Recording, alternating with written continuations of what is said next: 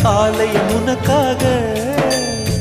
வானில் ஒரு புயல் மழை வந்தால் அழகே என்னை எங்கனம் காப்பாய். கண்ணே உன்னை என் கண்ணில் வைத்து இமைகள் எனும் கதவுகள் அடைப்பேன். சத்தியமாகுமா?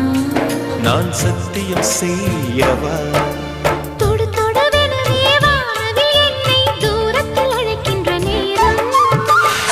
உவா